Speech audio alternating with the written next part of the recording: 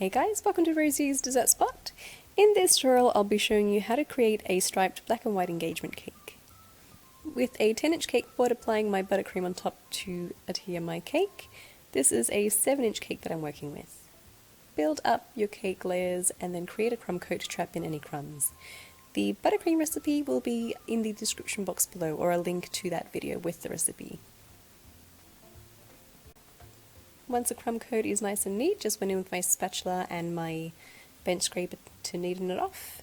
Pop it into your freezer for 10 minutes to set. In the meantime, work on your top tier. This is a 5-inch cake sitting on a 5-inch cake board. I'm following the exact same steps.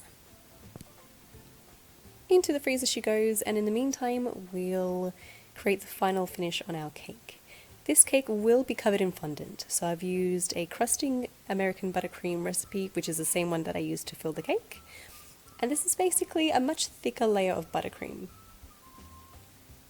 Clear up the top and pop it into the fridge to set. Do the exact same thing with your top tier. Here I've got some fondant. I use the Bakels brand. Rolled it out to about 3 millimeters in thickness, and then drape it over your cake and secure the very top and the top edge as well.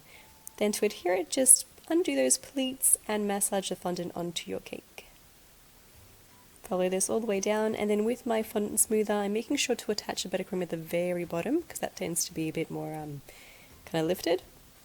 Cut off the excess and then use your fondant smoothers to smooth down your buttercream and to create those sharp edges. I bought mine on eBay. Do the exact same thing with your top tier, circular motions at the very top, pinching the fondant to create those sharp edges. I've popped 5 dowels into my cake to support the weight of the top tier, and attaching the top tier with a little bit of buttercream on the cake. Here is some black fondant. I've used gel food colour to colour that in AmeriColor gel food colour. Running it through the pasta machine on setting 5 and then again on setting 7 and then again on setting 5, so it's all consistent all the way through. You could do it by hand as well, but this just guarantees that each strip will be the exact same thickness. I've used a ribbon cutting tool to create strands, and then I'm rolling them up because it's just a lot easier to apply it onto your cake when it's all rolled up.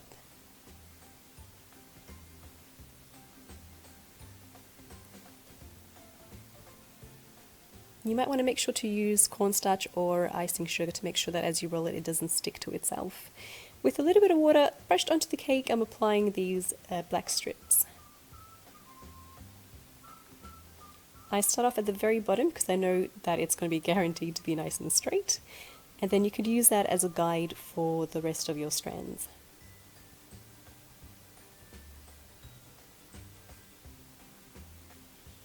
Go around the cake slowly, and always taking note and being mindful of how far it is from the last strip, and try to be consistent.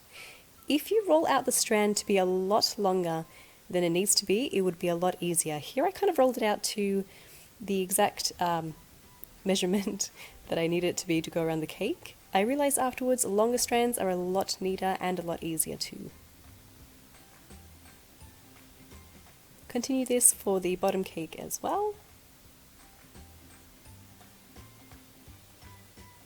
And make sure to start and end in the same spot every time, so that becomes the back of the cake. I've used fake flowers to decorate the cake, so I've just trimmed them to where I need to, maybe about 10 centimeters worth of stem. And I'm going around with some floral tape just to create a bit of a layer between the wiring and the cake. As an extra step, you can even dip that in chocolate and let it set so you have an added barrier again. Although there is such thing as food safe wire as well, food safe floral tape. So you could do whatever method you prefer. I'm arranging them in the cake in sort of threes. At the very top I added extra flowers and some greenery too. The trick is to use vibrant colours with this. It just pops a lot nicer.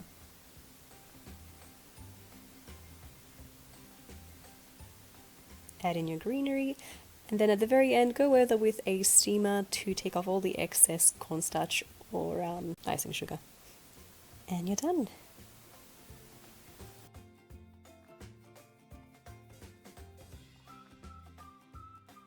create a fun and retro looking engagement slash wedding cake.